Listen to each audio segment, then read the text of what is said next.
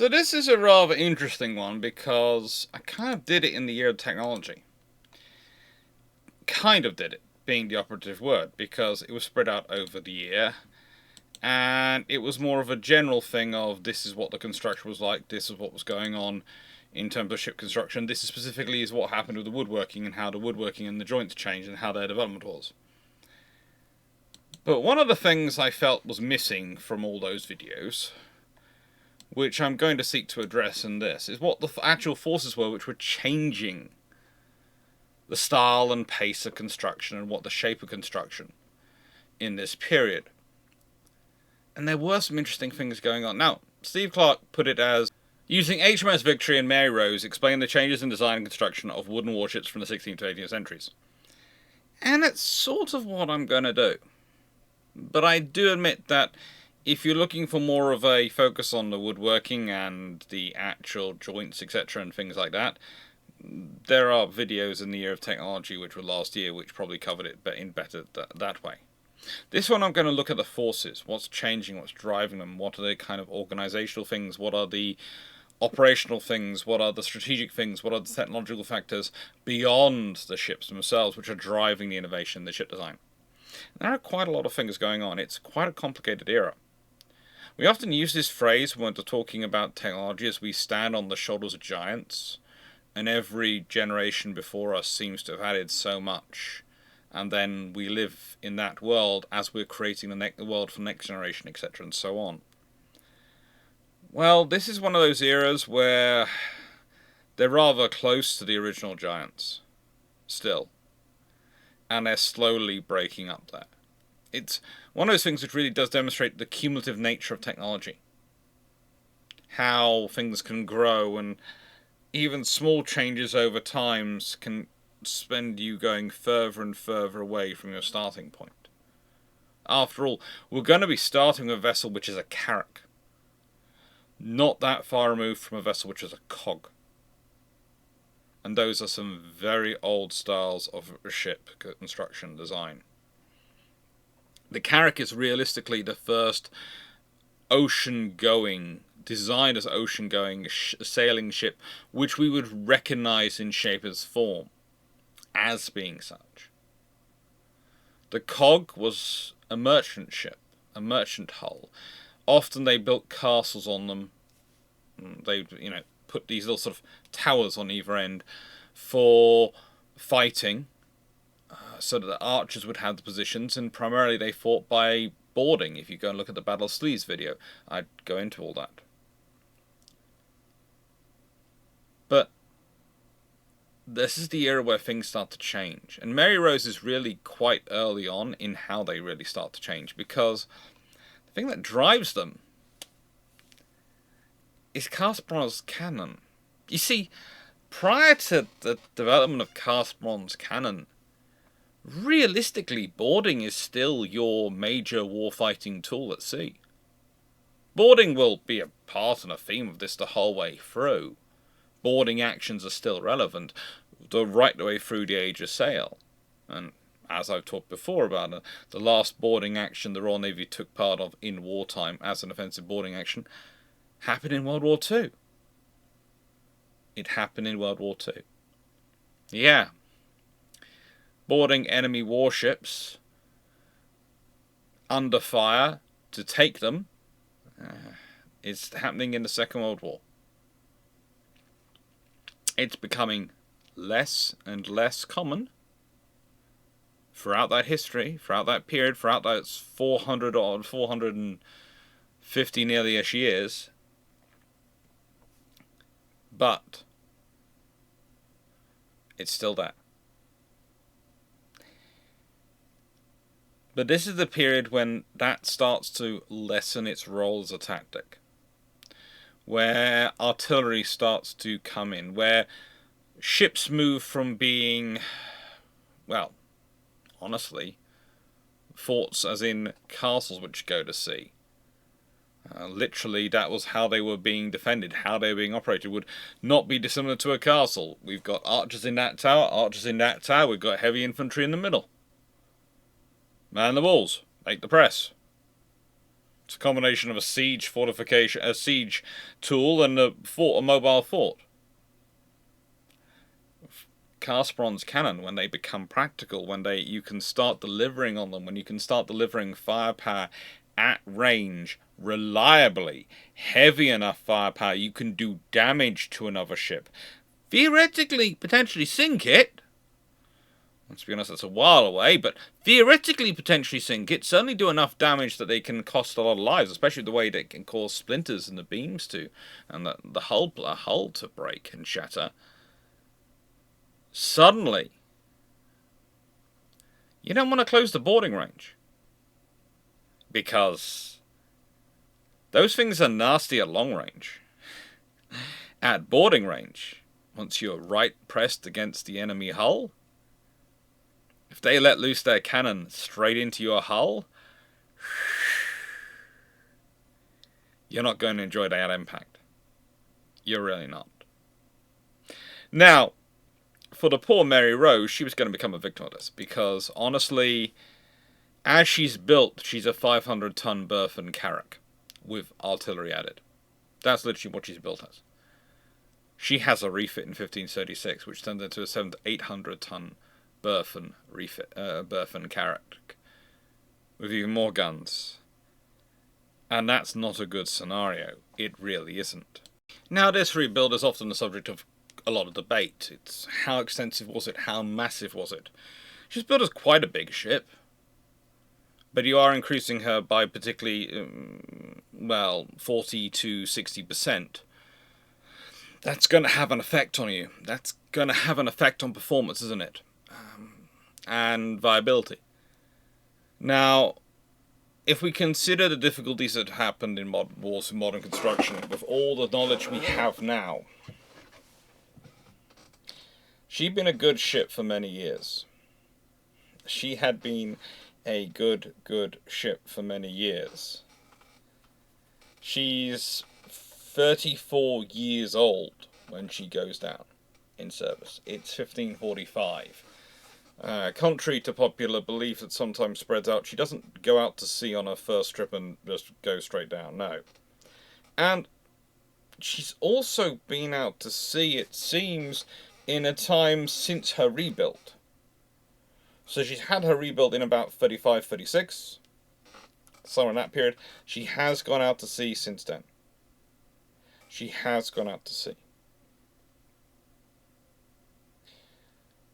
But the realities are that in this time, not only has her number of guns grown, but the guns she's carrying have grown heavier, because gun technology is improving. The guns are getting bigger. The guns are getting more powerful. One of the things we're going to be discussing later on is when we get to the whole concept of standardization, how that affects these things growing. And the reality is, one of the problems when you've got culverins, demi-culverins, all the different types of gun you've got in this period, it's very difficult. It's nigh on impossible to do those calculations in theory. And in practice, you haven't quite got the mathematics at this point. You have in certain parts of the world, I will admit. There are some theoreticians walking around with it, but in terms of the people who are dealing with it, the maths which will lead to the Plimsoll line, all the way up in the 19th century, which is a long time from this point, are not yet common practice. And please note, people are probably going to bring up and go, well, Venetian Republic and Genoa and the Hanseatic League all required ships to have a load line. Yes, but most of those are coming in and are starting after this period, after the 1500s, later than this poor ship is around. And the thing is, it's always considered easier to do with merchant ships than warships, but the technology comes along, the calculations get proven, and eventually you have it so that pretty much every ship's sailing master will be doing those calculations of how much weight's been added to their ship versus its capacity. That's where the tons burthen really comes in. How much weight can you put in this ship? how much weight can you really put in this ship? Although that was always a highly impractical tool, realistically, because, well, the formula given is tonnage equals length minus 60% of beam times beam times half beam over 94. I kid you not. There's a lot of brackets involved. There are a lot of brackets, but basically you've got to have the length minus the 60% of the beam is in brackets, and then you times that by the beam, and then you times that resulting figure by the beam over 2. You can't apparently times it by beam. You can't apparently times it by beam 2.5 or beam and a half. Not beam 2.5. Why did I do that? Historian doing maths is always fun. And then divide by 94. That it's a fun thing to have. It's not really a sensible scale of the reliability of a vessel to take on the weight it's on. So yeah, there are reasons for Mary Rose being lost. But the reasons for her growing larger, the reasons for those issues developing in the first place, they're coming down to the fact you have these guns. Ships are getting more powerful, you need to get more powerful. And for someone like Britain, whether it's England or Scotland, and they're all working on similar ships, when you have a shortage of personnel in comparison to some of your counterparts, anything you can seek out that's going to allow you to maximize the capability of personnel, i.e. more powerful weapons for those personnel to be using, something that's going to enable you to protect your personnel's lives while at the same time disadvantaging your opponent's lives, is going to be something you're going to seek. And that's going to have an effect on your ship design. It's going to want to make you grow bigger, make you have the vessels get stronger. Now, one of the problems that comes about when you're doing all this is you can't do it from nothing. You have to set up an organization. You have to set up something which is going to support you. And this is where the Navy Board and the Admiralty, I've discussed in other videos, starts to really come into their own and really starts to evolve. Now, to understand the level of organization that goes behind making these ships practical, you have to consider what they end up having to evolve that organization into. That's often the best way. And the example I'm going to give you, I'm just going to read it out, then I'm going to start from, but I'm going to read out the example I wrote up. To understand the sheer volume, personnel and skill required for all the Navy's needs, let's consider the Portsmouth block mills. Finished in 1807, they supplied 130,000 blocks a year by 1808 to the Royal Navy. They required 30 men to run, replacing hundreds previously employed in the same role.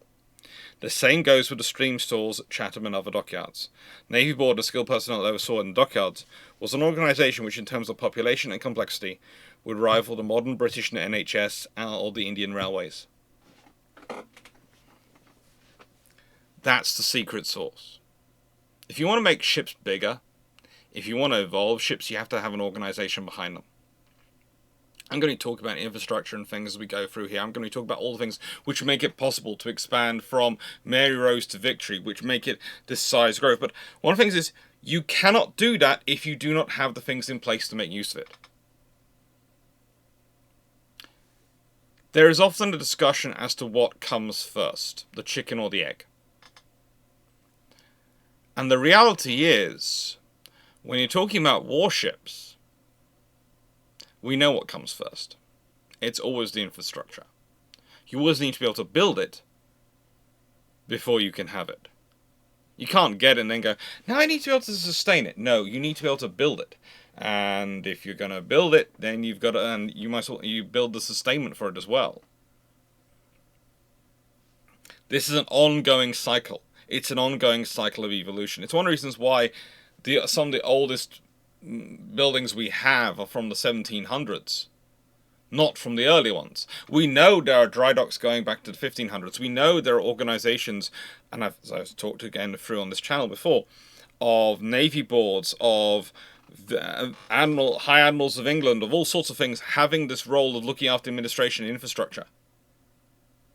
But the thing is, they build over it. You see, today, if you go to Portsmouth, you can actually look and see this building. You can't go in it because it's firmly in a Navy section, the Portsmouth block mills, but they're still there. If you'd ask someone in the 1850s whether they would still be there in the 2020s, they looked as if you were insane. The building was being used till that point. They still had use for it. It was still producing useful things. So yeah, it was still there. But it wasn't expected to stay around forever. It wasn't expected to stay around forever. It was not built to be forever. None of these things were. The great sheds, the great slips at Chatham, all these things which are built, all these things which are set up, and the organisation of them that supports them, the personnel, the posts, none of them are supposed to be forever. When they're no longer useful, you do away with them. And you move on. That's their view. Which makes it really difficult to encapsulate sometimes the sheer level of organisation and personnel we're talking about, because you start to go, well, there were quite literally thousands of people employed on this site. Thousands of people employed.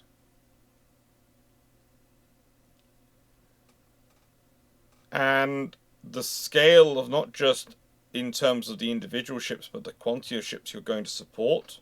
When these come into service, they are replacing an industry which spans the nation.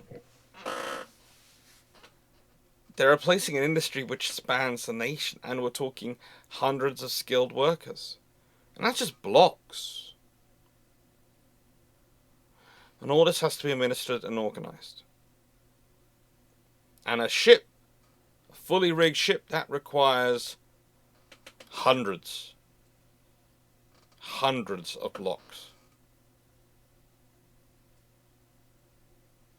By the way, for those not sure, blocks, when you've got a pulley, you've got a system of ropes going through them, and they're going through a piece of wood that's, allowing you to redirect the rope, etc., and give you. Those are the blocks. And by the way, for different ships, you require different size blocks, because they might have different thicknesses of ropes and different blocks. You need different blocks for different duties aboard ships, and so the reason it's not considered the first mass production is because they do batch work, because they're producing different sizes of blocks for each of the different types of blocks you need. Yes, it's standardized, but it's not, we are one production line producing one type of block. No, they'll do a run of block A, then they'll do a run of block B, and then a run of block C. It's the development of the factorization process, but that's going to come up when we talk about the infrastructure later on. But the thing is, all of this requires people. It requires people to assess the quality of work. It requires people to administer the work, people to make sure they're being paid, people to make sure the materials are supplied. And you're having to do this in a very early period. People talk about setting up a navy, says, we have appointed an admiral, we have bought some ships, we have a fleet. No, you don't. You have a very nice looking regatta. You don't have a fleet. Until you have the logistics and infrastructure behind it, then you have a fleet. When you can sustain those ships year in, year out, when you can rebuild them, when you can organize them, when you can maintain them, when you can sustain them, when you can ensure they have the food, they have the ammunition, they have everything they need, then you have a fleet. And by the way, the bigger the ships you grow, and the more you want bigger, more powerful ships, because you have to get bigger and more powerful ships, we'll get into why that's the case, the more that organization is going to need to take up doing more duties. That organization is going to have to grow.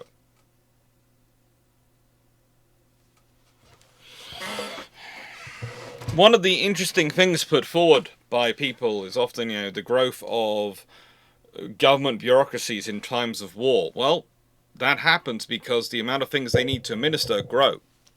It's not because bureaucrats are going, oh yes, make more of us. No, it's because they literally are drowning.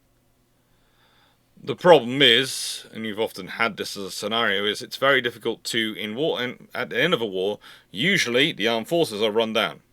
The war's over, you don't need as many people, you've done a mass mobilization, you can mobilize down to a core which can keep the capabilities going and provide your peacetime requirements of deterrence and conflict management, etc., and allow you to grow the force sufficiently quickly should you need to for a large-scale war, but this force will also take care of any small wars you probably have. So that's what you're probably condensing it down to.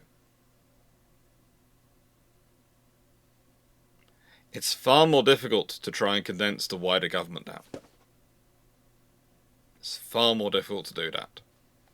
Because once you have those people doing those jobs in wartime, in peacetime, you might still want that to continue on. You're now used to that. You're now used to that level of service. You're now used to that level of administration going on. The administration touches more people's daily lives than the actual war possibly does. And the war's a bad thing, but the administration, well, you know what? They managed to get the schools running fine, which is a really good thing. That is a good thing. They managed to get the roads being properly repaired. That is a good thing. I don't want the roads to stop being properly repaired. I kind of like the roads being okay to drive on. It's nice. Yeah, so we're not going to get rid of them. No, we won't. That'd be stupid. And yes, believe it or not, it often does take things like wars for governments to get actually motivated to do those sort of day-to-day things, because they're just not sexy. They're not going to win them votes, is what their view is. Despite, in the UK, it being a meme how often politicians get themselves pictured doing this next to a pothole. We'll fix this! And they put their foot in the pothole and smile at the camera. It's a meme. It's disturbing. And the political party which does it most of all knows who you are. Please stop doing it. No, it's not history, but just stop. It's annoying. I've had 4 different things come through this week with all of you, your different candidates, standing in the same frigging pothole, I swear. Leave that to one side. So, an example, the ship's growing already. When we talk about ships of Henry VIII's reign, we're talking about Mary Rose. But by the time we're talking about Elizabeth I, we're talking about the Triumph. Now, this ship is kind of amazing because officially, it enters service in 1561. It was laid down 1561, launched 1562, and stays in service till 1618. It is, however, also the flagship of Robert Brake later on in his career. A long time after the events of the Armada. And yet, this vessel, she's built as a square rig galleon with 4 masts. A perfectly conventional type at the time. It's an improvement over the Clarke. A galleon is a bigger, broader design, and tends to be better for longer voyages. But then later she's rebuilt between 1595 and 1596. After the Armada, she's rebuilt as a race-built galleon, otherwise known as a frigate galleon, or a frigate-style hull, to make her faster. In other words, in 1595-96, she gets, when she's middle-aged for her career, she gets a full hull rebuild. Now, the interesting question comes at this point is, are they building a new ship or are they not? Are they reusing the old wood? This was also a discussion with Mary Rose. Did they build a new ship or did they reuse the old ship? To what extent are these things changing? And I think it comes down to the malleableness of wood. You can add new pieces in, you can use the existing pieces, you can reshape them, you can re-steam them. You can do all sorts of things with wood that you can't do with other materials. Without actually breaking it down, without destroying it. Because let's be honest, if you want to reuse plastic, you melt it down and reuse it, and reforge it. You don't change the bottle shape unless you're doing an arts installation. So, what we're talking about when talking about these rebuilds is there is a very fine line they walk And honestly, as we go further on, that line is not there. It's wherever they're rebuilding, whatever they're claiming is a rebuild, and what they're actually doing, there is a big gap between the two, frankly, as far as even I'm concerned. But in this earlier period, I think they are still doing a version of a rebuild. They are reusing the wood. They are reusing the hull. They're modifying it. They're changing it. They're evolving it. But they are reusing it. Because to me that makes sense that then becomes a precedent that they can build on and they can adapt. And because most of the people overseeing them don't know what rebuilding a ship looks like and will have no concept of it versus building a whole new ship, and will honestly, unless they sit there and watch all the pieces of wood going in, going out and going off, will honestly not have much of a knowledge, especially as when do most people look at a ship? When it's in the water. And most of the differences you're going to be talking about, especially in terms of the hull shaping, etc., are going to be below the waterline. Oh, isn't she slightly broader than she was? Oh yeah, that's the new establishment. That's new shaping. That allows her to carry more guns. It's going to be stuff they can't see. But for that, you have to have established over hundreds of years the reputation of what a rebuild is. That you do rebuild ships. We are rebuilding this ship. Something everyone else has done tons of times before. Now, the Triumph is interesting because of her size. She's supposed to be 1,000 tons burthen, but in reality seems to rarely be considered more than 742 tons burthen. Which is interesting when we go back to the lovely Mary Rose, because she was 700 to 800 tons burthen after her refit. So in simple terms, it would seem that refit-wise, they were aiming to get Mary Rose to the size of ship which is Triumph, but Triumph is considered a 42-gun great ship. Mary Rose is sometimes listed as having 90 guns. What's going on here? Well, there's a number of guns you're pierced for, which often governs your rating, and the numbers of guns you actually carry, and those things can be different. There's also, after the loss of Mary Rose, especially with the amount of worry that was generated over the stability of hulls, over the height of the gun ports above the water, the fact that we can go through countless other battles and point to them and go, well, yeah, the lower gun deck on these ships wasn't able to be used, which meant they couldn't fight to their full effectiveness because of the sea. It's an ongoing issue because it's always a balance. You want to keep the weight as low in the hull as you can. You want to keep the metacentric height as low as you can in a hull. And this is for stability reasons, to minimize the movement. It also allows you, especially when you're considering you're using the hull itself, the movement of the hull as part of your aiming methodology and targeting methodology, you want to keep that within a variance you can control. And when you take damage or in a storm, you want things to be as good as they can be under normal circumstances, because that's going to mean they're going to be as good as they can be in those extreme circumstances. And often, when you're talking about ships dealing with storms, they will be getting guns off deck. Will they be lowering them down? Well, if they have enough warning, if they think they have time, they might lower them down into the hold if they have space and can do it. If not, they might tip them over the side. Reduce the weight of the ship. Guns on the top are the easiest to get rid of. They're also the lightest guns you usually carry, because usually you carry the heaviest at the bottom. It's a stability thing. The interesting thing about Triumph, though, is while she does get condemned in 1618, that's probably to do with the seasoning techniques which were being used for wood at the time. You see, they were still being developed. The idea of seasoning the wood, as we've already talked about the mast ponds, where they put the masts in brine, in salt water, seawater usually. And basically they leave them in there for ages, years, to get all the oils out of them and to make them as hardened as they can be, and also to still retain enough of the springiness they naturally have, furs naturally have, so they can serve as these giant mast poles.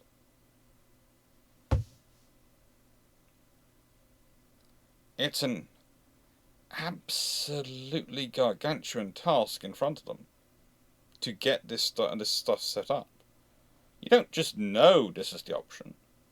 You have to do testing. You have to work it out.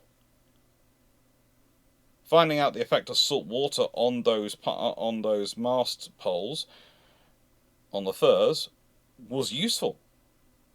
But okay, fine. Then how do we run this system? How do we ensure they spend enough time there? What is too much time underwater versus not enough time underwater?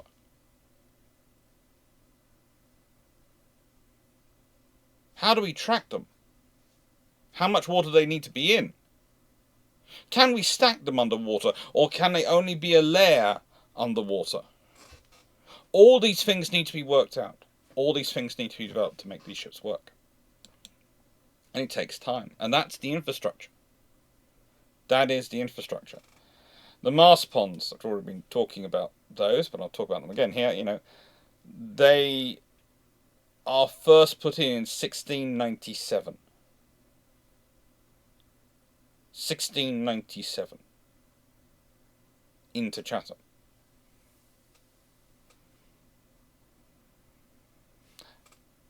They've been developing that technology for the previous 150 years by this point. They've been looking into it, working on it. Not just in the UK, not just in England, but in Sweden, in Denmark, in France. All these countries have been looking at this and working out how to improve their wood, how to better treat their wood, how to better season their wood, how to better prepare it for the tough life at sea, but also how to get the most value for money out of it. This is the thing. If by treating wood you can use wood which is slightly cheaper, or you can be less selective in the wood you're going to use, that can allow you to build more ships more cheaply, more effectively. All these things add up. And Chatham's a really good dockyard to consider for the size of the ships growing and and how they're able to grow, because they don't just have the mast ponds. They also have a ropery made in 1728. They have the Commissioner's House, which is actually, the one that exists there is from 1704. It's the oldest surviving naval building in England. And it replaced the previous one built in 1640. There's been a Commissioner's House on that site at Chatham Dockyard, and that's been built since 1640.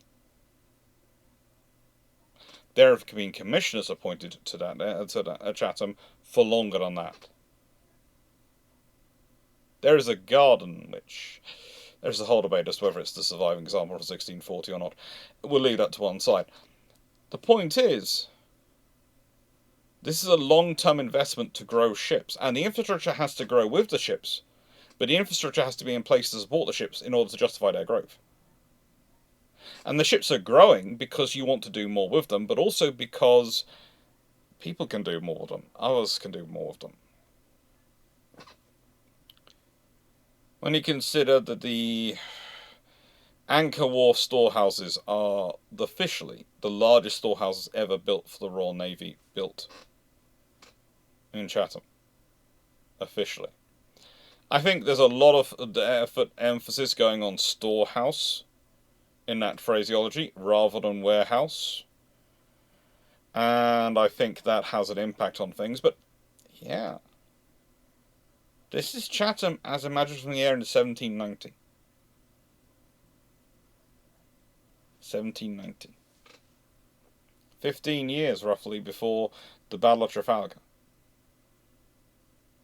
But it's been going there. There have been things taking place on that site, work taking place on that site, and you can see the huge mast ponds over in that corner. Huge mast ponds, those. There. Have been going on for, by this point, over 150 years. So think about that. When we're talking about the Royal Navy at the height of the Age of Sail, Battle of Trafalgar, its infrastructure centres were all over a century old. And then, most of them, in terms of Portsmouth, Plymouth, and Chatham, they're over a century old. Not something new. Not something created for this situation. They have been being evolved and built, renewed, replenished for over nearly 2 centuries. Once you go through all the details behind them and all the things supporting them. You can't just get to ships which are taking in thousands upon thousands of trees to build them and not have spent a huge amount of effort creating all the systems behind them to give them the succor they need, to give them the support they need to help them achieve that and get that in. So how are these ships growing? Why are these ships growing? Well, we already talked about Triumph, but really she's not much of a difference. The first big difference you're going to see is when you start talking about things like the Prince Royal from 1610. Why is the Prince Royal so interesting? Well, she's ordered in 1607, laid down in 1608, launched in 1610, and the first of the vessels built by Peter Pett. She's a good vessel. She is officially, as built, a 55-gun Royal ship. And that's what she seems to be armed with in 1624. 51 are carriage-mounted heavy guns, and 4 are light port pieces, anti-personnel weapons. So not things which require you to be pierced. And that's one of the other fun things when we're dealing with the earlier ships. As of 1641, she becomes a 70-gun ship. And in 1663, she becomes a 92-gun ship. First-rate ship on the line for that period. Each of those dates accord with rebuilds. In simple terms, roughly for every 20-odd years of service, she gets a rebuild. A dramatic rebuild. So yeah, those ships, they don't last forever. The idea that warships in the past, in the Age of Sail, lasted so much longer than the ones in the modern world, not really what we're talking about. Yes, they're taken good care of. Yes, they get, to an extent, less use made out of them. It's interesting to note that especially as the time between great rebuilds goes up, the more you're dealing with ships which do a lot of transatlantic work, operate in the Caribbean, to an extent that the Royal Navy almost starts operating a 2-4 structure, where the ships in terms of that are operating in the Caribbean will go through more refits and are expected to have a shorter life expectancy than the ships which are operating in the Mediterranean and the home waters. It's never quite guaranteed, because sometimes you'll have ships which will do a single season out there and then will come back and then do home and other waters. But sometimes the ships they'll send out there will be at the beginning of life, sometimes the ones at the end of life, and all sorts of fun things complicate it, because in the end you are putting together fleets. You're putting together what you have, not necessarily what you want. But the other interesting thing about this ship is that she starts off as a nominal 1,200 tons burthen. When they're actually building her and actually using her, it's more usually considered 1,150. Thereabouts. Sometimes a little bit more, but about 1,150 seems to be what they work with. The first rebuild takes that up to 1,180 something, usually low 80. The third rebuild takes her up to 1,430 something.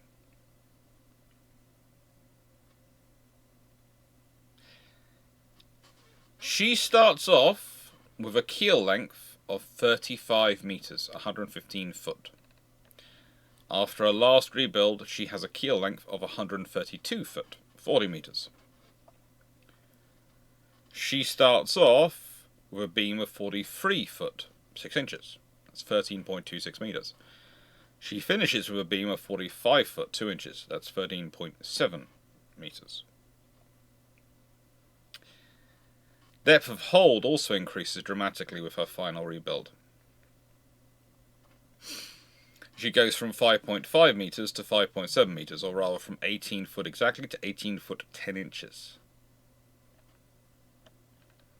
Pretty much an extra foot of hold space. And a whole lot of feeder length.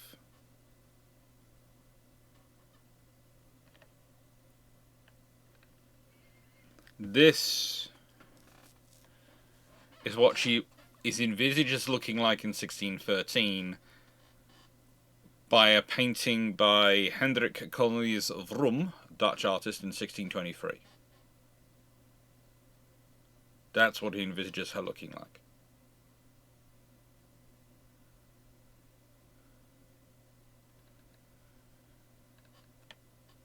And this is an important ship. So what changes? Well, guns are cheaper. Guns are getting cheaper. This has an impact on how things are happening, but also ships are carrying more and more guns. One of the things you notice, and one of the reasons why I'm focusing in this video so much on the first rates, on the largest ships in the fleet, is because they're the ones which experience the most dramatic change. You see, the ships at a certain level, the small ships, the 20-gun ships, they stay roughly where 20-gun ships are because they're built for number of hulls. They are built to provide the volume of duties you need to do, whether that's carrying supplies out to your fleet, whether that's communications around the world, whether that's providing escort against pirates, whether that is privateering, whether that's being a merchant ship. All these things, they are roughly staying the same. But the things you're putting the emphasis in, the technology in, the developments in, which are being most impacted by those growths in things which are affecting naval design. The status symbol of having a large ship, the power needed to have a large ship, the fact that the value of a large ship, they're felt mostly by the largest ships. And what I always love is that almost every generation, someone is going to put out the idea of, well, hang on, if we have a lot of small ships, we'll be able to take down the big ship. Almost every generation, someone comes up with the idea and goes, well, why didn't they try, or looks to the past and goes, why didn't they try that? Because they'd have won in theory. Every time someone's tried that with a lot of small ships to take down a big ship, usually the big ships have won. And longer term, they have always won. Longer term, they have always won. Why? Because it is easier to design a system on a big ship that can counter a small ship, i.e. rapid-firing guns or some sort of system to hold it off, than it is to keep designing a small ship to evolve to deal with the developments of the big ship. Quite simple. A small ship will have far more limited space for you to muck around with, for you to be able to go, well, hang on, we need to add this to the system and this to the system.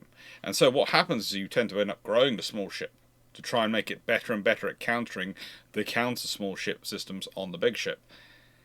And then you end up basically developing a whole new big ship. Good example, torpedo boat. Becomes the torpedo boat destroyer, evolves into modern destroyer. Literally, that is how the genesis went. We're talking boats which were measured in tens of tons.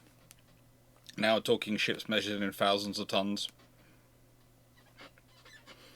It's what happened.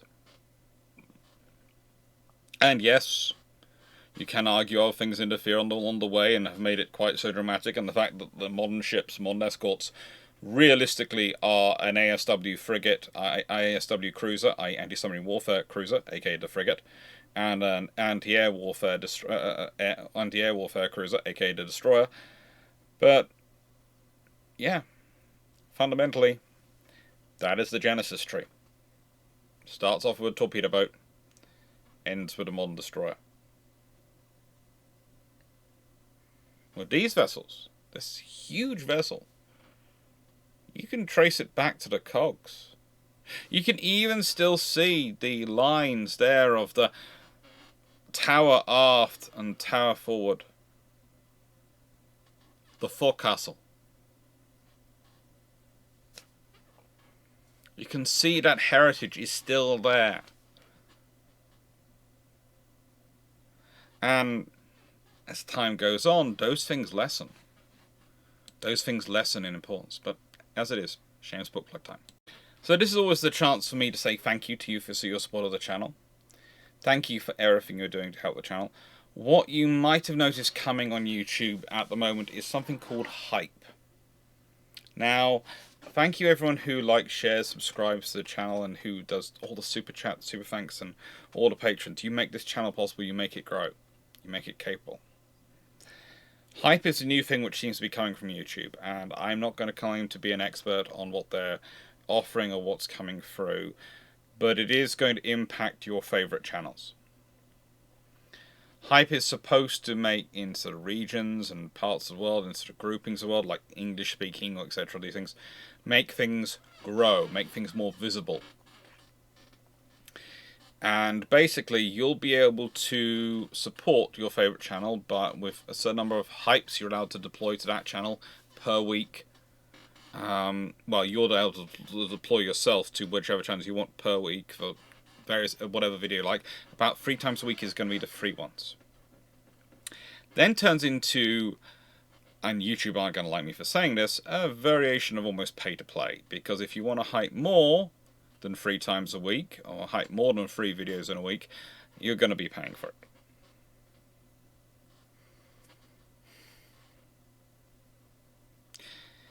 In part, I'm kind of excited to see what happens with it, because it could be interesting. It could be interesting. In part,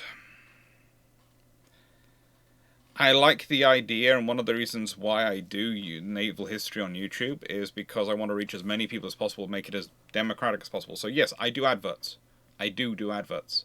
That's part of how I pay for the channel, but it's also, in a nice way with YouTube, I have to work with the algorithm. And the algorithm seems to very much, I don't know why, can't think why a commercial company would do this, favour videos which have adverts in them and a certain number of adverts per over their time period, than videos which don't have any. Unless you're already a certain size of creator, then you can get away with it far more easily. But when you're below a certain level, you certainly need them.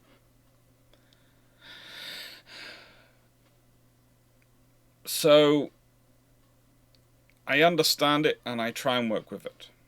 And this hype thing, I'm going to try and work with as well when it comes through. But I want you to look out for it, because if your favourite channels, if you suddenly need to stop seeing them coming up in your feed as often or not, check what the settings are in your feed. Check what's being shown on your homepage. Check what the settings are, please. But also, if they're not showing up that often, if you maybe go and use your hype on their videos. The videos have to be within less than 7 days old to be supported. So basically, I think it's a sort of thing of to help new videos get more of attention. I'm wondering how it's going to affect the circulation of back catalogues, which again do count for some portion of the revenue. People going and checking through old videos. But we'll see how this all works out. Anyway, thanks for your support on that. And as I said, I'm trying to keep you informed a bit on these things. Honestly, just thank you for your support in making this possible, but also keep a lookout. Keep a lookout for other people. So now we get on to the real driver in terms of ship size, in terms of operational ability. Operational requirements in terms of their range, their seakeeping, the time they're expected to sit in the sea, the weather they're expected to be at sea, are also driving the ships to be bigger. They're driving the ships to be more heavily built. But also we have cannon, and the proliferation of cannon. And whilst cast bronze cannon had started this, and in many ways cast bronze cannon still remain quite a feature for a long period. You know, the previous HMS Victory to the one we see preserved in Portsmouth, she went down, loaded with brass cannon. And there are many reasons to be loaded with bronze cannons. I said brass, didn't I? Sorry, bronze cannon. Loaded with bronze cannon. They are alloys, though, and Sorry, before I recorded this, I was reading through my notes, and there was a whole debate of whether you should be calling them bronze or brass because of the alloys in them, and I'm just going to keep with bronze because that's what's cool. But it was an interesting debate to read and an interesting paper. And starting in 1543, the cast iron cannon had become more practical. We're talking about the time of Henry VIII, 1543. He'd actually had someone investigating it and working on it, and realistically, England does retain an advantage in this for several hundred years. But again, it's because of the investment in infrastructure, investment in growing it. Now, the thing is, iron cannon are bulkier. They are heavier than their bronze counterparts. In order to deliver the same weight of shot, they are going to be heavier and bulkier. However, they will cost a third or less of their bronze counterparts. And the reason I say a third or less, because usually the figure given is they cost a third. Well, they do if you're looking at an individual cannon. But once you start scaling it up, and you need to produce thousands of cannon, then it drops down dramatically, because it's far easier to find iron in the right quantities and the right level of purities to make the right sort of alloy to cast into cannon than it is to make the ingredients you need for bronze in the right quantities. To collect and cast the cannon for the previous HMS Victory to the one preserved, 100 guns or so, took years. Quite literally, years. The guns for HMS Victory took months. It's a scale thing. Iron allows you to scale. So whilst on an individual level, yes, it's a third cheaper, but once you're talking about the quantity, you could be talking about as much as 20 to even 15% of the price overall. An iron cannon equates to 20 or 15% of the price. So rather than we can buy a free iron cannon for the cost of one bronze cannon, when it comes to time and generating and all the and getting all the sourcing, all the materials, etc., we could actually probably get 5 iron cannon for the price of one bronze cannon. And let's put this in the context it deserves. By 1794, the Royal Navy had 5 first rates in commission. That's 500 plus guns alone. 9 second rates in commission. That's between 720 and 882 guns, depending on which second rate we're talking about and what kind of second rate they are. 71 third rates. That's roughly 5,254 guns, based on them being an average of a 74, because at that point they were on average a 74. There are enough individual 80s and 64s though, but if you start working the sums out and average them all together, it averages out to about 74. So it's roughly 5,254 guns for the third rates. For the fourth rates in commission, that's a further 440 guns. For the 134 fifth rates in commission, that's somewhere between 4,288 and 5,896 guns. Just for the fifth rates. And I haven't added in the sixth rates, I haven't added in the unrated ships, haven't added in all the other ships in there. Let's say you have 100 ships and they only require 12 guns per ship. That's still 1,200 cannon. Once you start thinking this through and start thinking about all this, you are talking in excess of 12,000 cannon.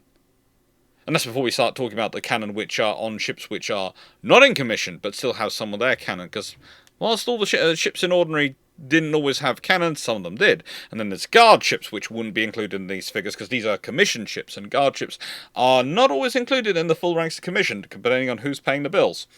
And then we have the fortifications, and we have all the cannon which are currently in stores, waiting to go onto the ships which are currently not in commission. Very quickly you come to an inventory stock of somewhere in the region of 20,000 cannon for the Royal Navy alone.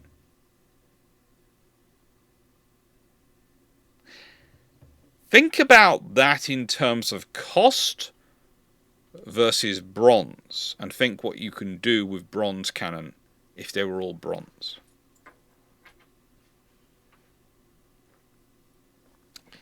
Now, this is a really interesting thing to get into, because usually I start by asking people give me examples of weapon systems which are qualitatively not as good as the other options, but on average work out better than the other options. Quite often I get the Sherman tank. Many people think that's the earliest example of it. Not really.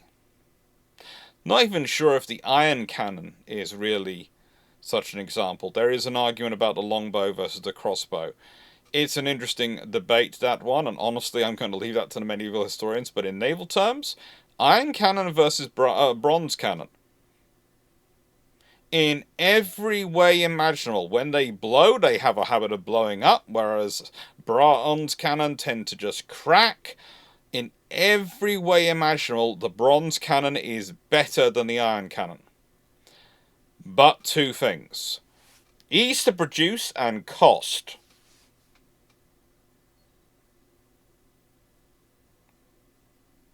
And that makes the iron cannon better. Because it's good enough and it'll work. And you can produce it on scale, on volume, to arm your several hundred ships. Again, let's think about all those cannon and think about how many ships we're talking about. I'm not talking about the navy that gets later on is even bigger post the end of the Napoleonic Wars, when the 1812 War, etc., with the Americans, all the things where there's so much of the Navy activated. I'm talking about the Navy of 1794.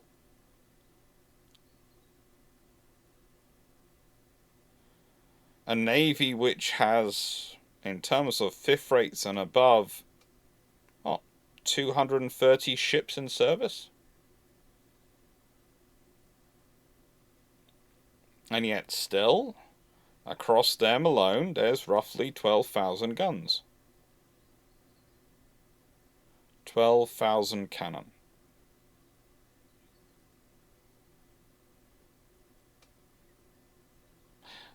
We have this habit of thinking people in earlier periods didn't understand scale like we do. Well, producing 12,000 cannon in the 18th century and 17th century is pretty darn good. And by the way, the cannon wear out. Ships have to be rebuilt, cannon have to be rebuilt as well.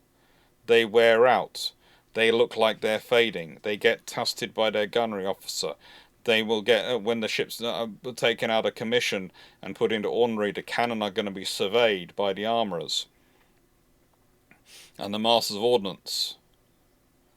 And those cannon which are judged no longer suitable will be sent back to be reforged in Woolwich or the other arsenals. Melted down. And maybe their materials reused again. Maybe it's not. Maybe they're given to a fort where they're not going to have to be used every day. Where they can just sit to one side as an extra cannon for if the enemy turn up. But normally, they're not going to be used. They're not the proofing cannon. The practice cannon. Usually, though, they are melted down. It is a massive industry. And without it, you don't have ships growing bigger. You might have some ships which have 60 or so guns wandering around, and maybe even a couple of 100 guns as a status symbol, but if they're cast bronze cannon, for a while you have ships going out which have a mixture of guns. They might have some bronze and some iron. They might have a deck of iron guns below a deck of bronze guns. Interesting enough, that's an idea sometimes put forward about the Swedish vessel, which is their equivalent of the Mary Rose, the Vasa. The thing is, all her cannon were the same. But there is a theory put forward by some that if she'd mounted iron cannon on her lower gun deck and bronze cannon on her upper deck, she might have been just stable enough that she wouldn't have sunk the way she did. That things wouldn't have worked out the way they did historically. I'm not sure about that. I really am not. But I do know that the difference in weight and space taken up by bronze cannon versus iron cannon would have made a difference. Whether it would make enough difference, I can't speak to that. I can't speak to that.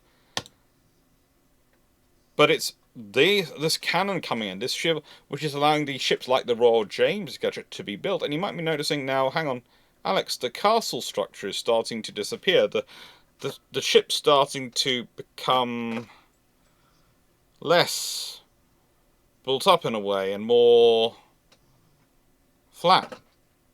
You're right. Because the ships no longer need the towers themselves necessarily. They are towers themselves. They don't need the towers because they are them. When you're dealing with a 3-deck ship, or even a 2-deck ship, most of their opponents, they might be so much larger than in terms of if they have that many gun decks, that they don't need the castles to provide firing down positions. They have firing down positions. They're able to clear the decks. And this is why you've got people moving up into the masts and the rigging, because that gives you the advantage to fire down on those ships which are much bigger than you otherwise. Even then, you can get some very nasty fights going on in the rigging between the two rigging groups. Both going, yeah, we had who has the high ground here? Foretop positions which, as time goes on, are getting more and more important, and are getting more and more work put into putting them into position and making sure they're quality positions to fight from. You look at these paintings, they're not really there. They're not really included in them. They're not really the things we imagine when we look at HMS Victory and pictures, and when we look at other ships which come later. This period, they're still very much, those are masts, those are sailing positions. You're doing a fighting from the deck. Now, as I mentioned, you've lost the castles arrangement, but you know, this ship is starting to take on what would be the ship of the line style. It is starting to look like a ship of the line. It's very much looking like an early one. You can still see the history of the galleon, the frigate-built galleon in it, etc. All these things in its styling, but it is changing. It is changing. And standardization is a big part of this. It is a really big part of it. You see, in 1712, the Brigadier General Michael Richards hires probably the European, the world's most expert artillery officer, arguably at that point, but definitely the most expert one in Europe, called Colonel Albert Bogard, who is a Danish gentleman. And he hires him with one simple instruction.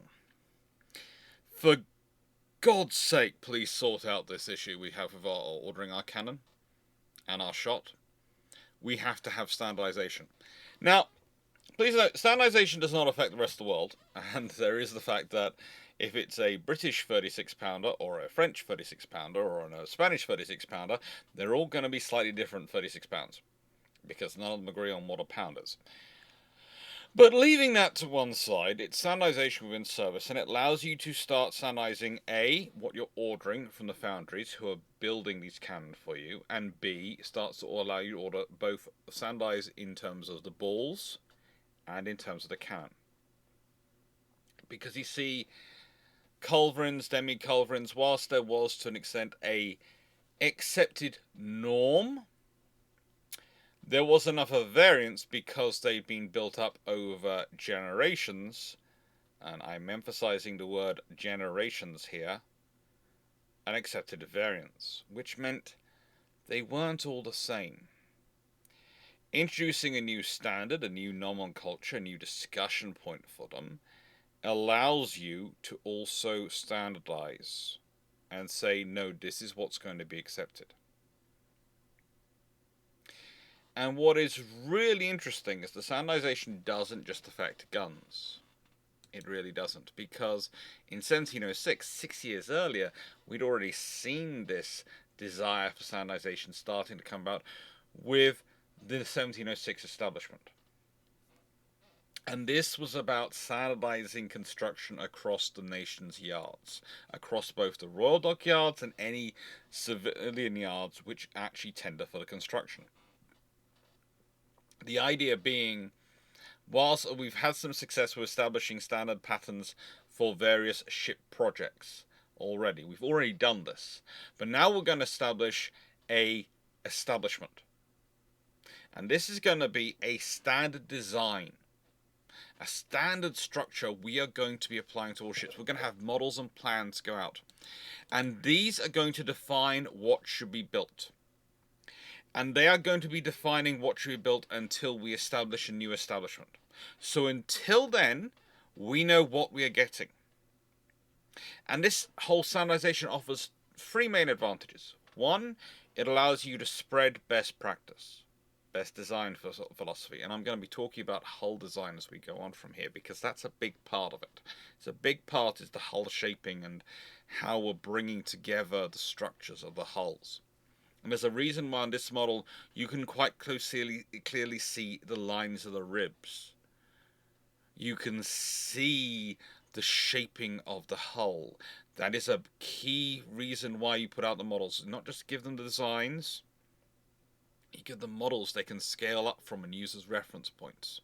And go, does that look right? We're supposed to be having this shaping, because what do you do in a time when you can't send out 3D diagrams and plans? You can only send out 2D plans? A wooden model. That's your 3D plan there.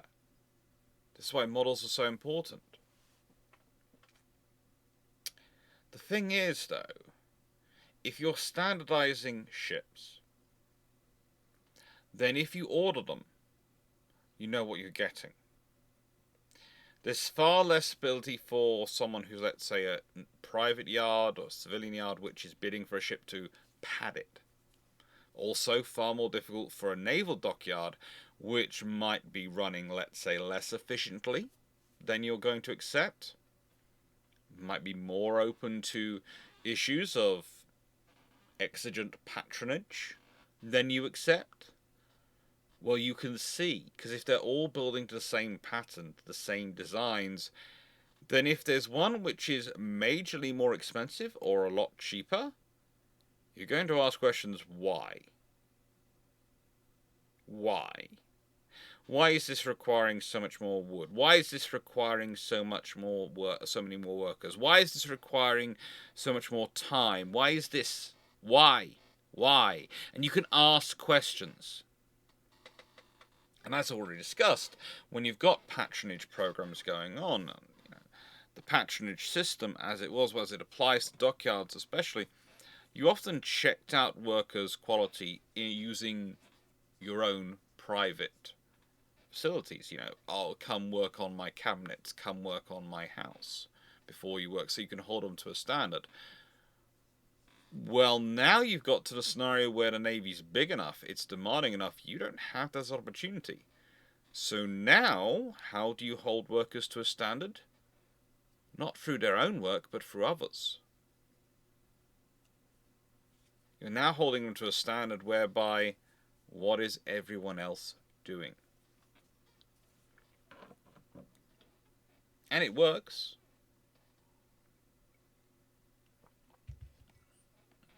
It really does work. And as the ships go on, you start seeing improvements in hull design. One of the interesting things that comes about is what stays the same and what doesn't stay the same. The keel line, as we go through the ships, as we develop through the sailing ships from the carrack to the galleon to the frigate-built galleon to the ship of the line, evolves and reaches a maturity along with the rudder and steering system that is going to funnel water towards the rudder to give you the best control and the best surface. And the shaping of the rudder, that starts to evolve. It starts to get slightly bigger, but it reaches a shape at which they're comfortable with it. That it both gives you the maximum balance between control, but also requiring that amount of force to move. There's also a certain desire of stability within the mechanism. Now this is designed for the Boyne, Russell and Humber.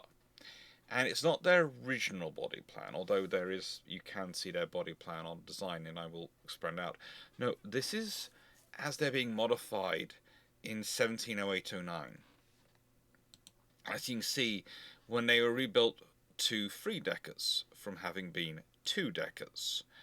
Yeah, you might be starting to realise these rebuilds are interesting. And when we start to look at these designs, you start to see the shape of the hull. Now, what is interesting to me is how flat the base of the hull is getting at its deepest central point, and the shaping of the hull. There's often discussion of whether they're studying fish at the time, and they are to an extent studying the shape of fish and things going forward, but also learning from experience. They're learning how to make these vessels more balanced. Yes, you have a tumble-hone design coming in, but you're starting to really getting that broaden out, and that providing more stability for the gun platform. And this is how things change. What people often find interesting about the ships of this period and how they're evolving in a whole is they are growing longer as they're getting better at stretching out the beams and providing the strength in the keel to support the longer hull, but also as they want to work the length to beam ratio to have the maneuverability for their fighting, but also the speed for their long-range strategic mobility. You have to balance the two. Mobility within your local fights, which, again, is an interesting thing, because the French tend to build for length and try and go for a slightly narrower beam, so they have greater strategic mobility and speed. And you'll see this with a slightly narrower hull. The British tend to want to build for speed, mobility, but also, most importantly, stability. The phrase was often put in the time that the French would arrive places more quickly, but the British, when they arrive, would still be able to fight. The question is, does arriving a day or so earlier benefit you if you can't fight for 2 or 3 days after you've arrived because you've been running so fast you've wrecked your ship? The carriages are all displaced, and often when the French vessels arrive in the Caribbean, they have to rebuild half their gun carriages and things like that. They have all sorts of issues because they've been running so fast, and they've been running so fast in the storms. And also, they have a far more precise rigging. The French rig their ships to get every ounce of power they can out of the wind. And that's okay, as long as the hull's clean, that will work. The British rig their ships to make them as manageable as possible by as fewer people as possible. So that means you want less ropes, less lines coming down. They need to be more securely fastened in, but you don't want as many and as complicated. You don't want to have dozens of people on 10 or so, a couple of dozen people on 10 ropes. You'd rather have 5 or 6 on 2. So you want to be able to manage it in a different way, and that affects your rigging, but also affects your hull design. Okay, as things go on, you notice that the hull starts to change. We consider this hull. Now, this is not Warspite as built in 1666. This is her later on, but you might be noticing there's a greater fullness coming already into the hull.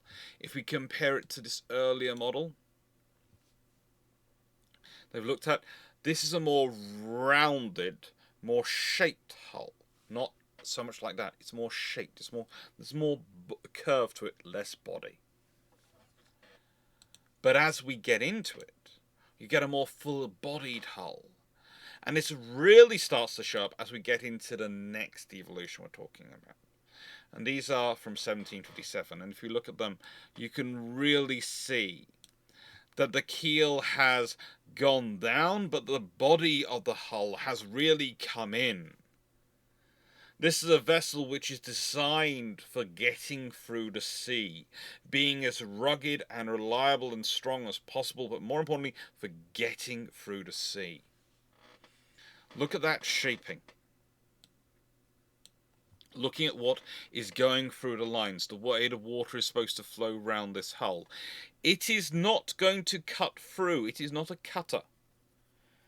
It is not something like the Cutty Sark, which is a clipper ship. It's not a clipper hull. This is not a hull built for speed. This is a hull built for stability and survivability. But still, the length to beam ratio matters. The hull shaping matters. And it's working with the natural buoyancy of wood. And that is a very important thing to remember when we're talking about a hull shaping, because you're working with something which naturally wants to float on the water. This is a great advantage of wooden ships. They naturally want to float. They naturally want to stay above the water. They naturally do. Even when they're seasoned and all these other things, they still want to float. With steel and iron ships, you have to build the hull to cut through the water, because iron is dense, iron is strong, iron wants to sink. You have to work out ways to make sure the hull and everything is less dense than the water outside of it in order to try and keep it afloat. All sorts of things need to matter, including, this is great fun when you're building battleships, where you're trying to make them as dense as possible, as solid a lumps of metal as you possibly can.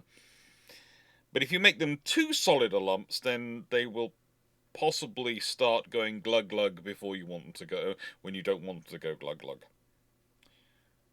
There have been problems with this, and by the way, it's an incredibly difficult thing to get. There was a lot of fun made a few years ago about some Spanish submarine designs which had trouble surfacing. And, it's a case of, we're a modern world, what's happening, all the jokes.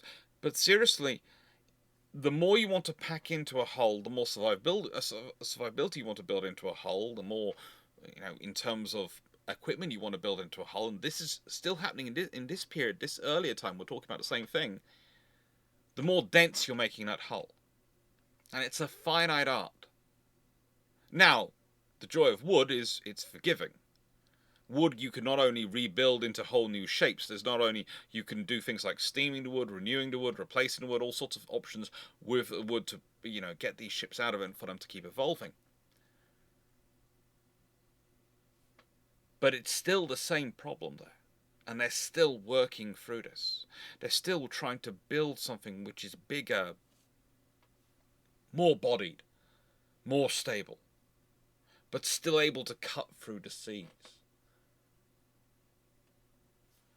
And that's the thing, when we start looking at these ships and these hulls and we compare them back to Clarke's, we compare them back to HMS, well, she wasn't HMS, of course. She was... Well, even if we compare them back to the Prince Royal, you start seeing, well, hang on, that hull's not quite the same. It's coming in at a different point. It's coming in earlier. It's not quite as bodied. It's still more angular somehow. And then we go back on, and as we get earlier and earlier, we start to look at these Carracks. We start to look eventually at Mary Rose, and this is the representation of the body. But it also tells us something about these ships are far more narrow. They're far less squat in the water. In many ways, they show their galley heritage. And if you think about a galley, that is built to allow human power to pull it through the water as fast as possible to ram its opponents. That's one of their primary weapons. It's growing into being a stable gun platform. This is the beginning of it. But still, galley warfare, the ship design lineage of the Romans and other powers in Europe has had its impact on these ships. And it's an evolution. It's an evolution of understanding, because you don't just go, you know what, I'm going to build something completely different. You can if you're building your own ship, if you're paying for it yourself. And that's why most of the first frigate-built galleons are actually built by people like Sir Walter Raleigh and others themselves with their own money. They're commissioning their own ships, not royal ships. But once you're a navy building for a nation, if you build a ship which turns out to be completely ship, well, or even worse, frigating ship, or glug glug, that gives you, that puts you in trouble. That makes a problem. You suddenly spend a lot of national money, and it's been lost, or it's proved useless, and so isn't going to work. So what happens a lot with naval design and naval ship design is it's an evolution. And it's a constant evolution. One of the things we often find is, whilst theoretically they're building to X establishment, the 1706 establishment or this establishment, there might actually be a ship built which is the base, which is built technically during the earlier establishment, but becomes the basis for the succeeding establishment. I'll give an example of that shortly. I'll be talking about one of those. And that's a normal thing. So whilst technically everyone's building to this establishment, there's also the fact the constructors, the Navy Board, might go to one of the yards and go, we'd like you to build a ship. And usually it's a first rate, because they're always kind of special. And we want to test you to test out these ideas.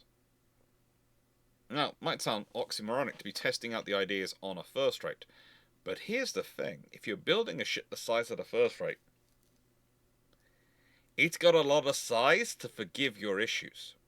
And that's the great advantage of the wooden ships. The bigger ships are more likely to forgive you. The smaller you build a ship, that's gonna cause you trouble. That is gonna cause you problems. And one of the really interesting things is when you start looking at the difference between the frigate and ship lines hulls, because ship lines become very much the first, second, and third rates become very much done. And the fifth rates and the sixth rates become more like this. You know, slightly higher, slightly lower. And that's one of the reasons, again, which works against the fourth rates, because which shape of hull do you go for? Because the fourth rate is the smallest of the two deckers, but it also hangs out quite a lot with frigates. What style hull shaping do you go for? What's going to be balancing for it? It's easy with a third rate. You know exactly what you're doing with third rate. And that's also a reason why Razés work out so well, because they are built with a third rate or a greater hull and hull shaping, and you can really muck around with those. You can sail them close to the wind because they are designed to be naturally so stable.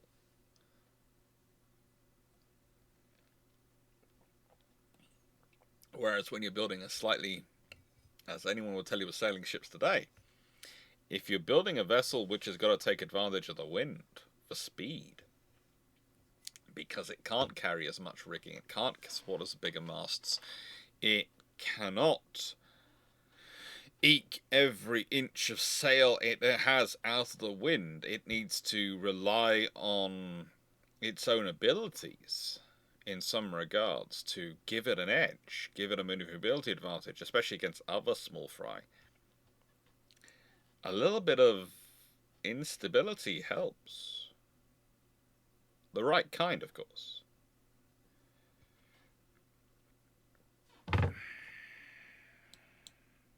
And so Vanguard. Why have I put up Vanguard here? Well, because so far I've been dancing around the ship of Theseus. I really have been. When we start talking about some of these Royal Navy ships, we should be almost considering them the ship of Theseus. For some, this is an academic thought experiment. For the Royal Navy, this is a practical way of life. This is Vanguard. This is her drawn when she's HMS Duke in 1750.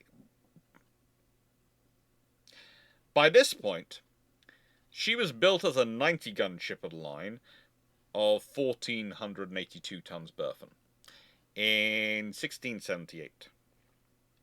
But then, she's rebuilt in 1710 to the 1706 establishment as a 90-gun second-rate ship again, this time of 1,551 tons. So she's put on 70 tons. She's also gained a meter of half a meter. So it's she's gained 2 foot on the gun deck. Once you work it all out, 2 foot length on the gun deck, and has gained 3 foot and beam. So she's grown by 2 feet in length, but 3 foot in beam. That's a pretty different ship, I think we're all going to agree. And also one of the advantages, when she has a rebuild in 1710, we then get her guns given to us are in the new style. She now has 26 32-pounders, 26 18-pounders, 26 9-pounders. The gun deck has the 32-pounders on the lower deck. Then the middle of the gun deck has the 18-pounders, and then the upper gun deck has the 9-pounders. Quarter deck has some 10 6-pounders on it, and the forecastle has a couple of 6-pounders on it. But then in 1739, she's rebuilt to the 1733 standard. Still 90-gun second-rate ship of the line. This time, though, she's now 1,625 tons Berthen. If you're keeping track, that means she's put on roughly 150 tons since her original build in Berthen. And tons Berthen is how much space she has in her. So she's grown. Heavily. She's grown. And her gun deck, by this point... it's now grown from being originally 160 foot, extended to 162 foot in the 1710 rebuild. In 1739, she's now 174 foot. I'll put another way, she's grown from 48.8 meters long gun deck, that's the lower gun deck you can see there, to 53 meters long. 4.2 meters. Her beam's now 50 foot. It's grown by 6 foot. Its length has grown by... its beam has grown by me. Near enough makes no difference, 6 foot. I'm 5 foot 11. And a bit. Near enough makes no difference. It's grown by me.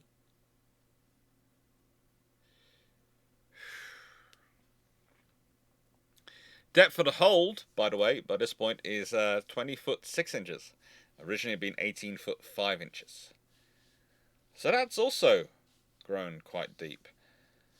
That has grown really quite deep. And she's still apparently transporting the same guns. The 26 32-pounders, the 26 18-pounders, 26 9-pounders, and the 10 6-pounders on the quarter deck, and the 2 6-pounders on the forecastle. And the question you have to ask yourself is, this is a very different ship. She's got the same guns, though.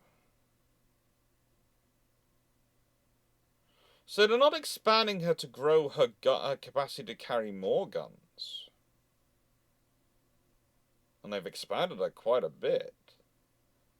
So what's happening? What's she growing for? Well, it gives space to those guns. It also gives you more space for stores, and the crew have a better quality of life. But more importantly, you're making the vessel more stable for those guns. This is her in her final form. Look at her. Look at her shaping. I can guarantee of her tumble homes, that is the one with the least angle that she will have had in her career, giving her the widest position. That is also the one which is going to have the fullest body in terms of when we're looking down at her hull. that's going to be a very full hull going around to a keel. It's not going to be a like this to a keel. It's going to be really sort of more like sort of this sort of style. Keel being where my fingers are, like that sort of shaping. More. Sorry. Yeah. This is when I realise I really do need that green screen. And the point is, she's now being made as stable a gun platform as she can be, but also as stable a platform for long voyages. And if we consider where she's operating, she takes part in this form in the Battle of Quiberon Bay as HMS Duke. She takes part in her earlier forms in the Battle of Barfleur and the Hogue. She even ran aground and ran onto Goodwin Sands in 1690, but was hauled off thanks to the boatmen and good people of Deal. She has an interesting career. But a career, what is interesting most to me at this point is that you've passed the point of the Mary Rose era and of, well, of these ships in this area. You know, the Royal James is probably the earliest example, the last example we sort of looked at, but in many regards, those ships of this early era were about packing in more guns, were about growing their gun capacity. Prince Royal was a good example of that. Now, they're about building a better ship for the guns they carry. It's not about packing as many guns as you can into each individual hull. It's about making those hulls as effective at using their guns as possible. And that's starting to really impact the new construction, but also the rebuilds, the ships of Theseus. And this is all thanks to the work of the designers. Now, I'm going to give you some examples of the early ones, but there are lots of others. Now, normally when we start talking about the Age of Sail, the people that come up will be people like Slade. People towards the end of it, people who build victory, people who are renowned for the greatness they bring, the innovation they bring. And they deserve it. They do. We should also think, though, about people like the Petts. Phineas and Peter are good examples here. Phineas was the designer of the Royal Sovereign, but his son Peter is the one who built it. They are interesting individuals who are around for a long, long time and managed to survive many different events. Many different events. They are such a family that they are known as the builders of the Navy. And when you start looking through all their family service and how many ships they built and how many different yards they ran, they are critical. You start looking up the beginnings of Chatham. It's Phineas. Phineas is the one who gets appointed there first. Phineas is the one who builds the first commissioner's house in 1640. And that's the house which was replaced in 1700s. That's the property that replaces it, by the way, is the oldest surviving naval history building in the United Kingdom. All the rest got built over and built over and built over as dry docks expanded, as docks were reshaped, wharfs rebuilt, warehouses built, all these things. Now, I've talked a lot about this in terms of building up the infrastructure, building up the support for the ships, building up all the, the standardization of these things, but what cannot be overstated is the construction of the human capital.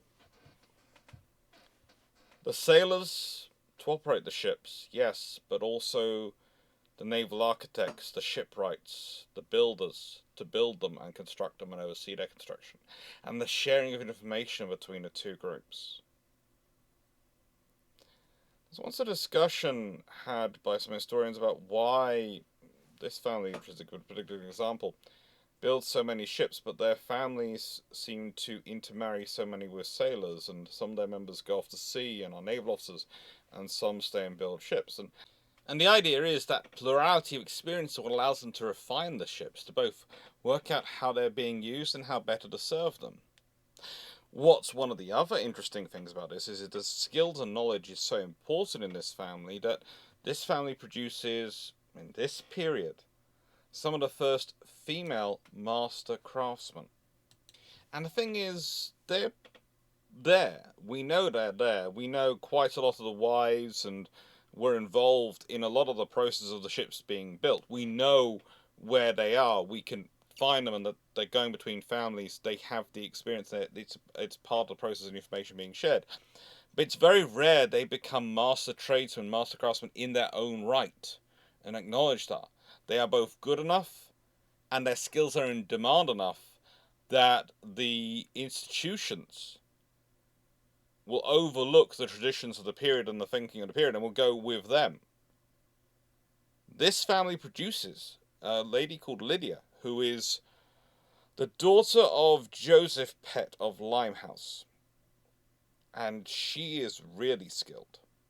She is truly a skilled operator.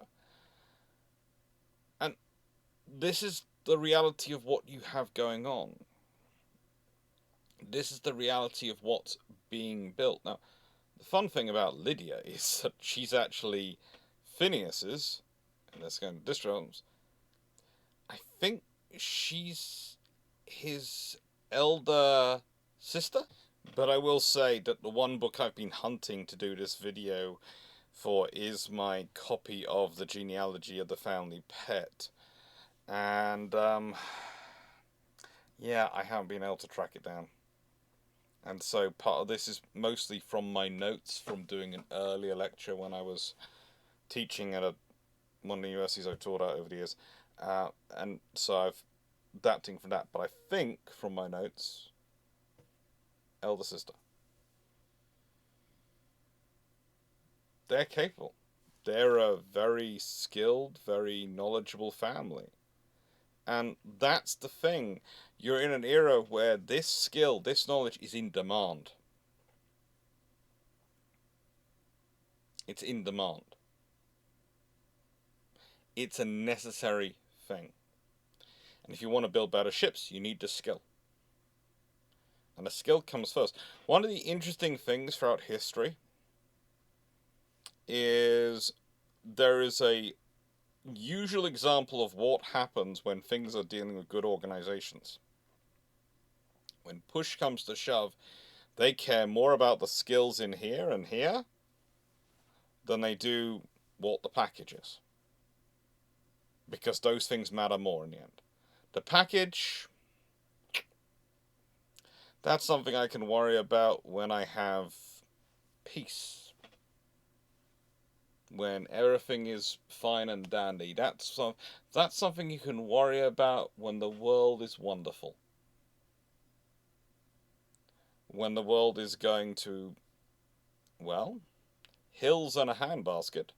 Or when you have got to do, you're on the cutting edge of technology and the cutting edge of evolution, as these ships were in this time, then you're having to pick the people who are there and who are able to keep pace with that evolution. You don't get to choose who those people are, because that's a small enough group. They've been self-selected. And that's really where you've got this whole generation of development coming through. And these people, they train up apprentices, and those apprentices train up apprentices. And this is the thing, we start talking about the shipwrights and the development of naval builders. There's often quite a lot of ideas put round that various countries are in some ways better than others, but they're all sort of slightly different. They also tend to share information. That intermarriage process, again, tends to be going on, and you bring over apprentices, you bring over people who have knowledge from other yards, and you look at their work when you get it into, because it's been captured and you're trying to adapt it, all these things, you will have a very firm grasp of what the others are doing very quickly. Information spreads like wildfire in this period. And realistically, no yard can ever afford to not be at the cutting edge in this period. Because if you're not going to get the orders. And the orders are what matter. Now, I did promise I was going to give an example of them building a ship and then going, you know what? You're going to be the progenitor of the next establishment. With some modifications, but you're going to be that. And that is what Royal Sovereign is. Now, what do I mean by this? Well, she's launched in 1701, and she's considered such a good ship when she serves with the various fleets she's serving with, that they decide when they're establishing the 1719 establishment, they were going to base it off her. And the Royal William and Britannia are rebuilt to approximately her dimensions in 1719. But then they find out that she's not really built to the establishment's dimensions, and they decide they're going to rebuild her. So between 1724 and 1728, she's rebuilt to the same establishment that was based upon her design in 1701. It makes sense, doesn't it? But it's all about making her a more stable and improved gun platform. It really is. And she starts out, she's armed with 28 32-pounders on the bottom, 28 18-pounders on the middle gun deck, and 28 9-pounders on the upper gun deck.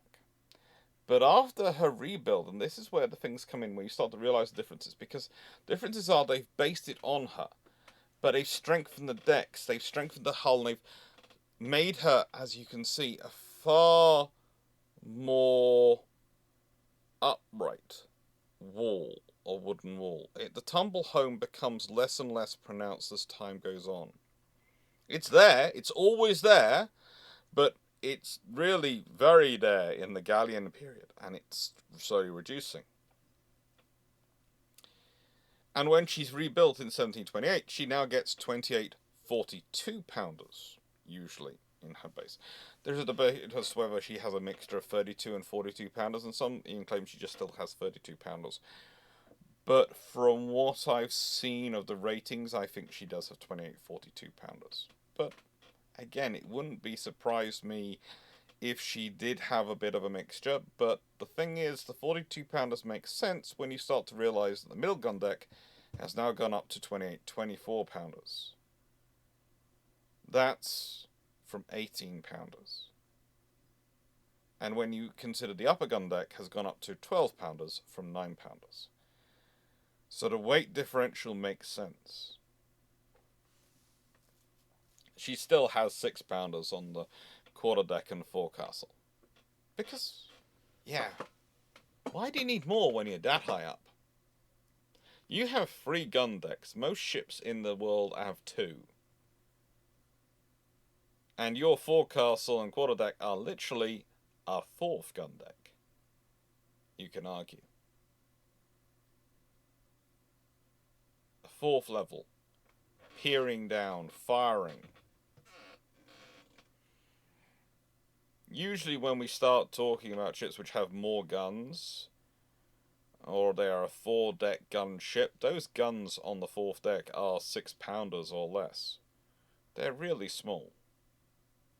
But it's impressive because you have a ship which has 112 guns or something like that. 140 guns on 4 decks. Yeah.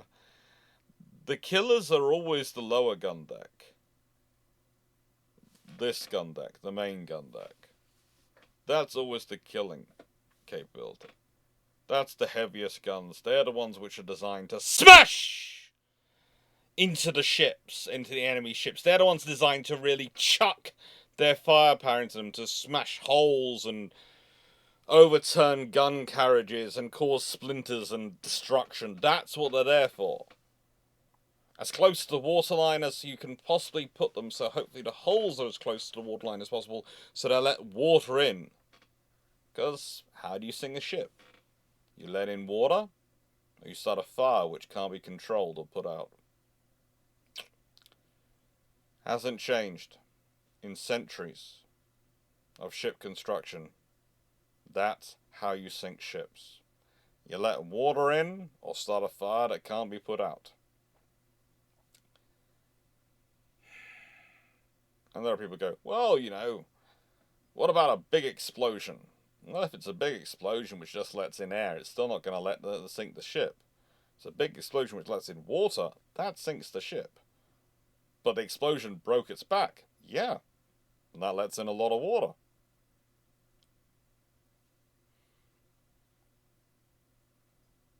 It's an argument which comes up quite regularly. It really is. She's a powerful vessel. She's designed to be powerful. She's a first-rate ship of the line. She's the status asset. She's also at this point starting to grow more and more into the role of what first rates are for. You see, originally when they came about, they were the Admiral's flagship, and they were in the center of the line because that was where the enemy would concentrate their fire. That was the position most likely to find itself with losing touch with the van or the rear, and the heaviest fighting where the enemy might try and bring their mass to bear, and you needed something which was going to be a powerful bastion which would hold off the enemy fleets. What's really fun is when you realise that the nomenclature and discussion around first rates in the late 1600s and the early 1700s mirrors the discussion about Rodney and Nelson in the 1920s with some of the British politicians you have in that period. And you realise they've been reading the same books. They're talking about bastions of the British line. The thing is, what they don't seem to realise is that during the 1700s, during the 18th century, slowly the first rates turned from being about holding the line against overwhelming forces to being the thundering juggernauts who will break the line, who will bring overwhelming power that means no single ship can possibly hope to stop them if they try to push through the line unless they are another first rate. And the odds of first rate bashing into first rate is very low when their numbers in the overall fleet is considered. And if it does happen, well, if you're sensible, you're passing to the stern of the enemy first rate, which means it's going to have a difficult time turning to engage you, and you're going to get to rake it. That's just going to cause mass destruction. And this is where victory comes in. This is where victory comes in. Victory's right in the middle of that period, and she's going to have an eventful war. And as you can see, she's a great example. Now, I have to admit, what's slightly happened with her is over the years, the weight of mass, the weight of other things in life, have actually caused her to squish down a bit. So you can get a slightly different, not that much, but a little bit. But she's a very good example of what they're building. You can see what she designed to do when you go and look at the shape of her hull, the shape of her body, and how full it is, how developed it is. You can see the focus is on stability, upon supporting her gunfire, supporting her artillery. She is a massive artillery wagon. And yes, she's equipped with 32 pounders. Not 42 pounders. Why? Because she's fitted with the long 32 pounders. And honestly, those will give you a longer gun, longer barrel, slightly more accurate, slightly longer range. It's also going to weigh more. Same in the middle of that gun deck. She has 28 long 24 pounders. So she has 32 pounders, 28 24 pounders.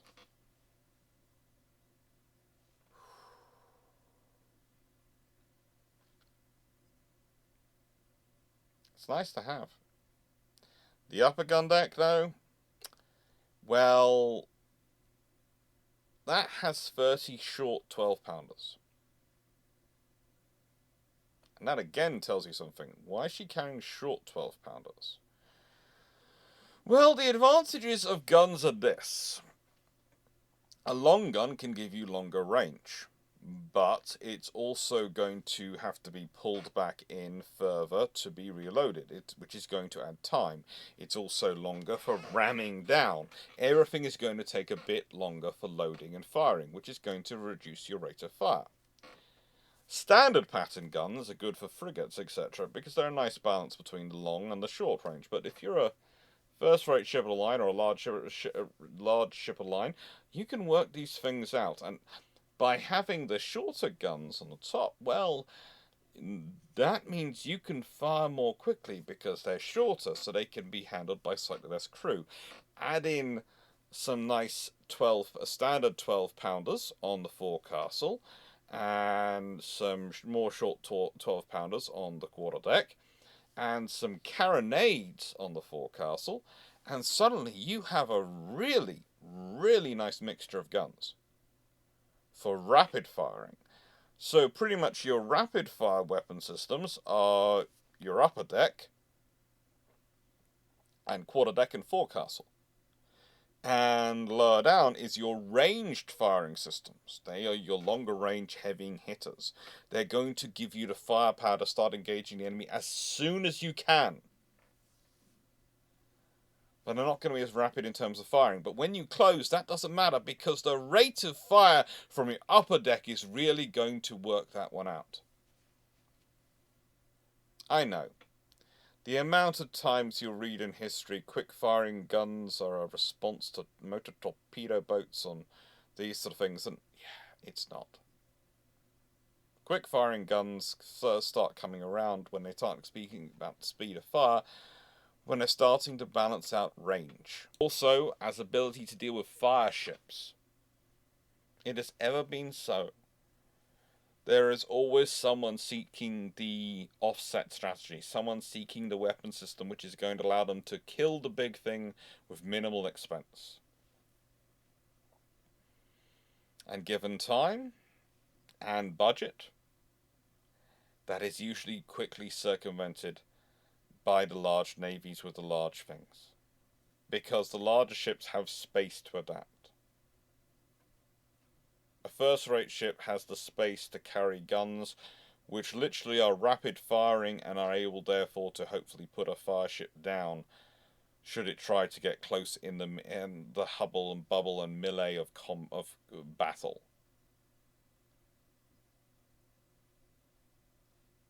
If they don't get it, well, let's be honest, if any of the bigger guns manage to connect, they'll certainly smash it.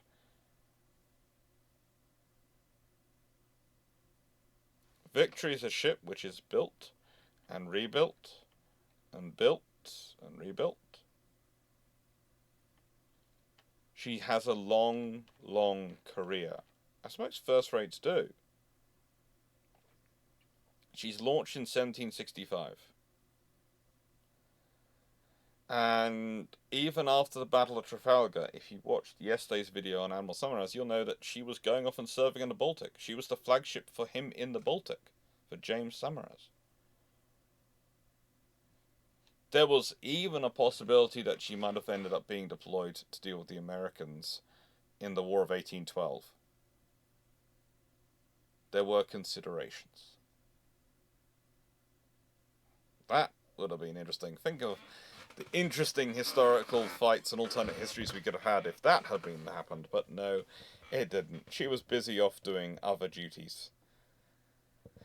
And that would have probably meant Samaras was deployed to America as well, and that would suggest an entirely different operation going on over there.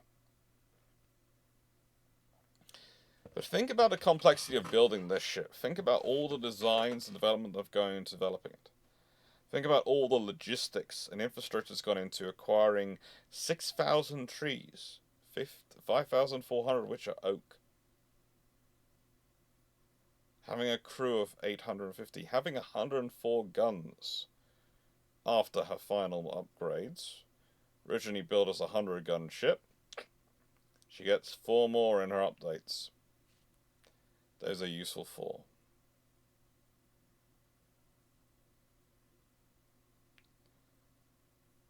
She's a vessel which displaces the 4 times that of the Mary Rose when she's constructed, and roughly 3 times that of the Mary Rose in terms of her space and burthen when Mary Rose is modernised, refit in 1536. She is a wholly different level, many times, from Mary Rose. And yet,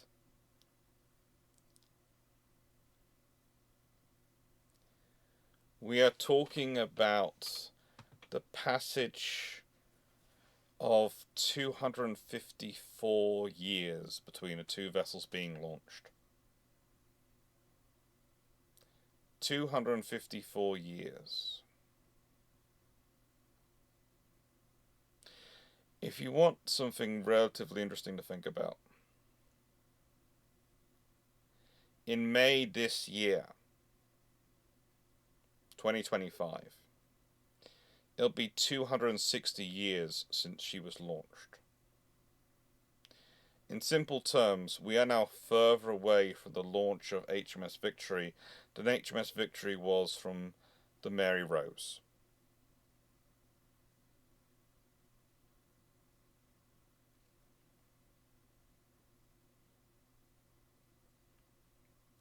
She is able to be made because of developments in infrastructure, naval architecture, logistics, and standardization that have come about in the time from Mary Rose to Victory.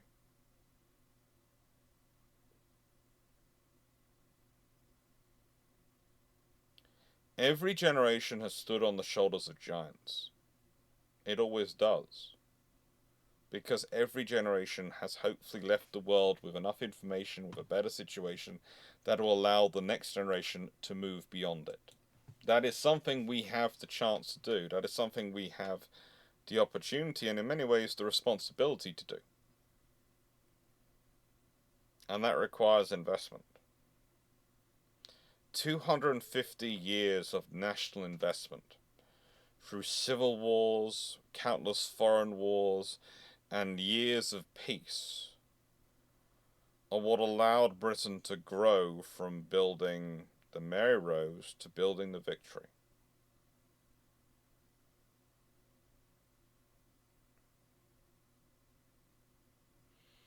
So here's today's question. This comes about because of investment.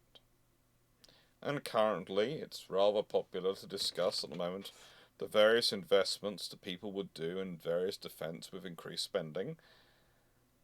But one of the things I note that it keeps coming out is it's always buy this unit, this machine, this piece of equipment. What infrastructure, what logistics, what personnel, civilian or military, do you think it's necessary to start really growing and investing in for the next 250 years of development? Because that's what we should be thinking about.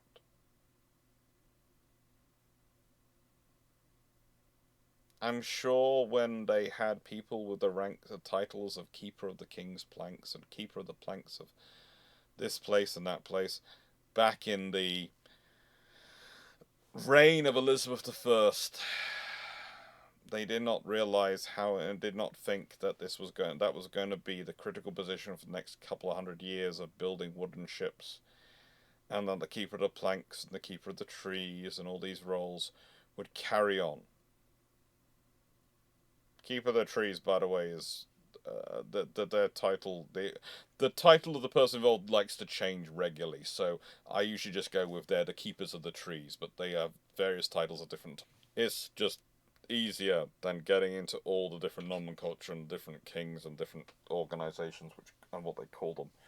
That would be a whole video in and of itself, but it's honestly a video which I don't think more than 5 people would watch. And I don't have the books for it. They're in a library back up in London. I'd have to go up there and get them. I don't think you can purchase them. I don't think enough copies of those books were actually printed. I know, I've tried to find them occasionally. But yeah, I'd love to hear what you think. Anyway, what have we got coming up? Because this one will come out next Saturday. So it'll come out on the 15th? Probably the 15th. 16th is Sunday, 17th, 18th. Yeah. So it's going to be Ito Tsuhyuhi and Yamato Gonhaya. Forging the Imperial Japanese Navy with a 6-6 fleet plan. That's going to be a fun one. It's the first time we've really jumped into Japan this year. We've done a fair amount in America. I know we've done Togo Hayashiro, but honestly, he is such a universal character. It's not really jumping deep into Japan. We've done a bit in Spain. There's a bit coming up in France as well this year. It's making the year of leadership balance in terms of providing all the different right examples I wanted. Yeah, that's fun. George of Antioch, and the books arrived for him, making Sicily feared by the Byzantium in 12th century. That guy's a piece of work, he really is. An interesting one, but a piece of work. Thank you very much for watching, hope you enjoyed, and take care. Oh, and if you liked the video, please do like, share, and subscribe. It really does help the channel grow, and yeah, that's mattering more and more as we're dealing with the algorithm. Thank you.